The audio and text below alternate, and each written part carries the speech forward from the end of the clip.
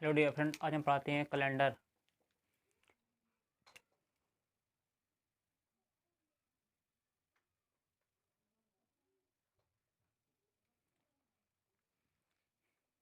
Calendar कह सकते हैं, कई प्रकार के हो सकते हैं। और प्रचलित कैलेंडर हमारा है ग्रिगोरियन कैलेंडर। विषम दिन, तो आज हम विषम दिन पढ़ते हैं। कौन से महीने में कितने दिन होते हैं? महीने में 30 दिन होते हैं। उस महीने को देखते हैं कौन कौन से होते हैं।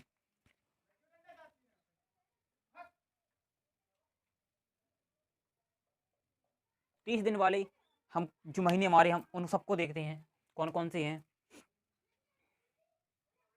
अप्रैल है,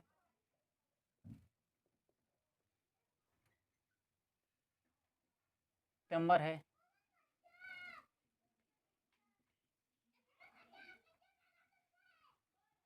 नवंबर है।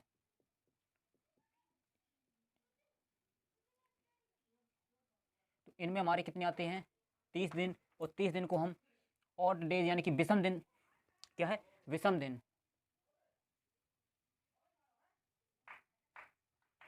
विषम दिन।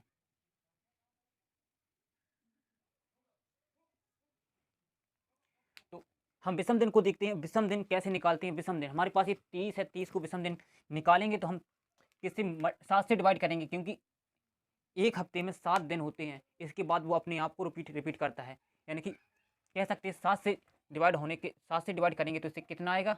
2 आएगा। तो हम इसे क्या कहेंगे? रिमाइंडर कह सकते हैं हम 2। हम आगे चल के इन्हीं को लेंगे और हम विषम दिन से पूरा कैलेंडर समाप्त करेंगे। तो विषम दिन हमारे पास कितना है? 2। तो 30 डे वाले में हमारे पास विषम दिन कितने आए? 2 आए। इसके बाद हम 31 दिन वाला देखते हैं। 31 डे।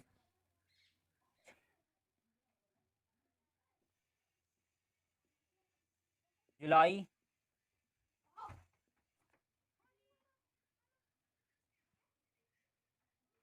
अक्टूबर,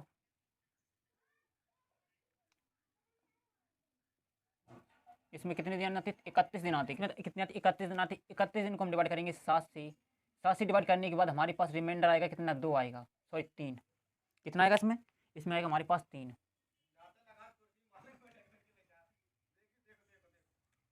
तो हमारे पास जो रिमाइंडर आएगा उसी से आगे कैलेंडर करेंगे हम। अब हमारे पास रहा है, हमारे पास 11 महीने हो चुके हैं। अब हमारे पास बचा है एक महीना, ओनली फरवरी।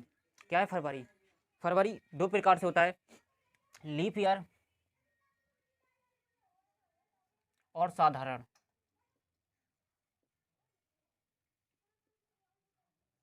लीप और साधारण। लीप, जो हमारा लीप है, लीप में हमारे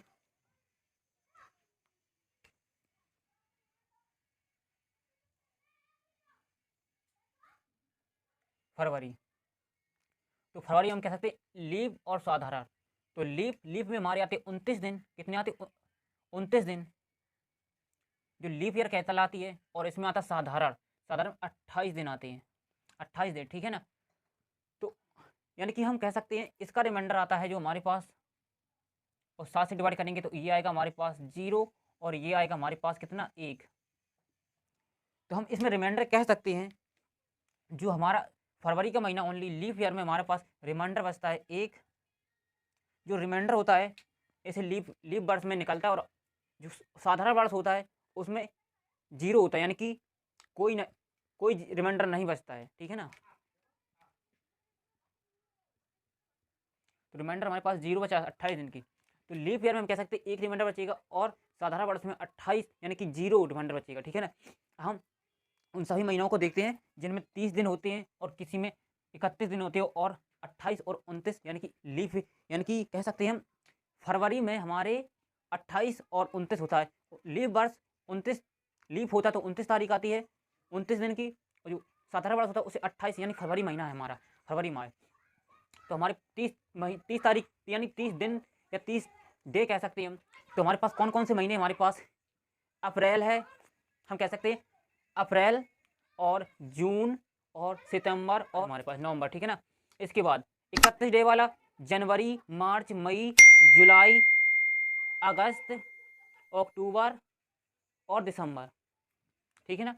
तो हमारे पास ये 31 दिन वाला। और लीप ईयर फरवरी कह सकते हैं लीप ईयर में जो 28 दिन लीप ईयर में हमारे पास एक रिमाइंडर बचा 29 तारीख का, और 28 साधारण वर्ष में हमारे पास 0 रिमाइंडर बचता है, ठीक है ना। तो ये हमारे विषम दिन क्या है, ये हमारे विषम दिन है। हाँ, और ये भी बता दें कि लीप ईयर किस में किससे भाग देती है।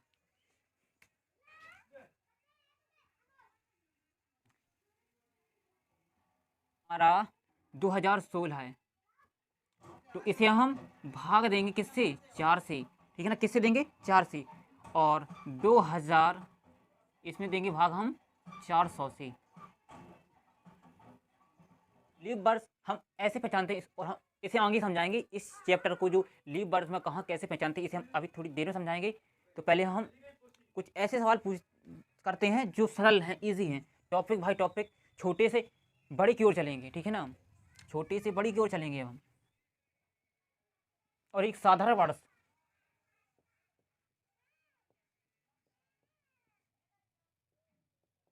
साधारण वर्ष में हमारे 365 दिन होते हैं। देखते हैं, 7 से डिवाइड करेंगे हम। जब 7 से डिवाइड करेंगे तो हमारे पास कितना आएगा, यहाँ पर एक रिमाइंडर आएगा हमारे पास। कितना आएगा, एक रिमाइंडर आएगा। तो एक लीप ईयर,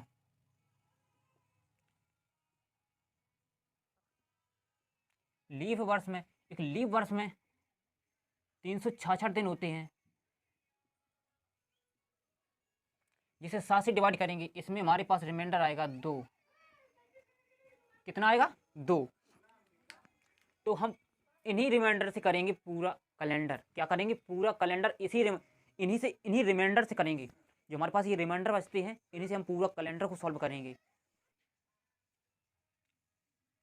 1 जनवरी 2015 को मंडे था।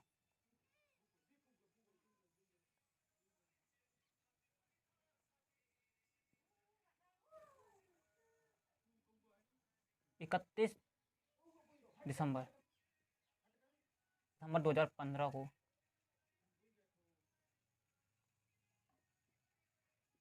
कौन सा दिन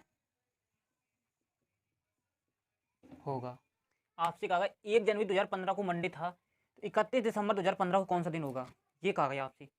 तो इस टॉपिक में ये समझना है कि इसमें कौन सा दिन होगा, यानी कि 31 दिसंबर 2015 को कौन सा दिन होगा, ये समझना आप लोगों को। 1 जनवरी को क्या है, मंडे है। तो जब 1 जनवरी को मंडे है, तो मंडे टू संडे, तो हम कह सकें मंडे टू संडे, यानी कि जब 1 जनवरी को मंडे है तो मंडे से संडे, यानी कि 1 वीक, यानी कि 1 वीक। 1 जनवरी को जब मंडे है, मंडे टू संडे, यानी कि 1 वीक हो गया, ठीक है ना। इसके बाद मंडे टू संडे 2 वीक, ठीक है ना। Monday to Sunday 3 week, Monday to Sunday 4 week, Monday to Monday Sunday, Monday to Sunday, Monday to Sunday, यानी कि मंडे टू संडे, यानी कि 52 सप्ताह है, यानी 52 वीक हो गए। कितने, 52 वीक होंगे। तो 52 वीक हमारे ये हो गए ना। जब 52 वीक हमारे बाकी 52, यानी कि 300 एक साधारण वर्ष में,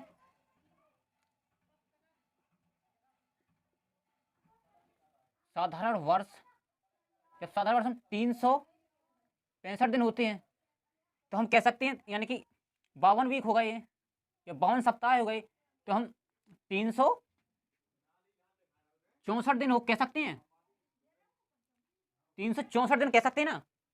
तो ये हमारे पास, तो 364 हमारे पास क्या बचा, 1 दिन प्लस 1 दिन बचा हमारे पास, यानी कि शेष 1 दिन हमारे पास अभी शेष है ना। जब 1 दिन हमारे पास शेष है, तो 1 दिन को हम कह सकते हैं ना, क्या आएगा, मंडे। क्या होगा, मंडे।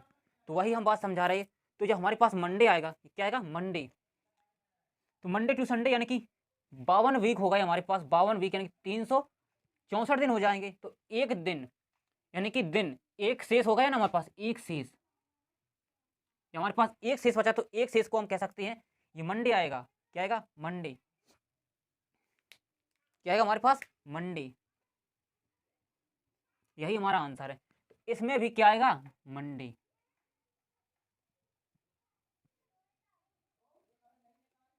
तो क्या आएगा हमारे पास आंसर? मंडे।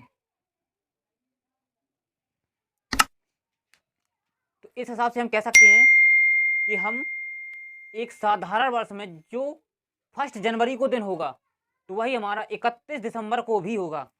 यानी कि हम कह सकते हैं अभी हमारा साधारण वर्ष के लिए, साधारण वर्ष के लिए, ठीक है ना,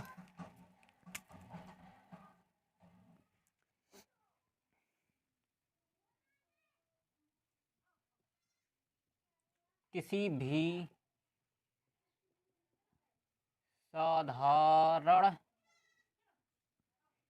साधारण वर्ष का पहला दिन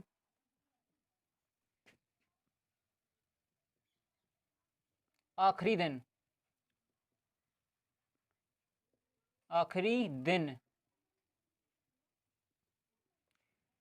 दिन सेम होता है या होगा।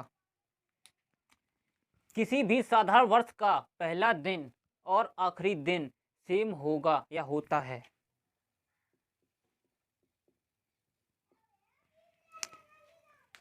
तो हम कह सकते किसी भी साधारण वर्ष का जो पहला दिन होगा वही आखिरी दिन भी होगा, लेकिन बशर्ते उसे होना चाहिए साधारण वर्ष, ना कि लीप ईयर्स। लीप ईयर्स नहीं होना चाहिए, ओनली साधारण वर्ष। तो आज के लिए इतना ही।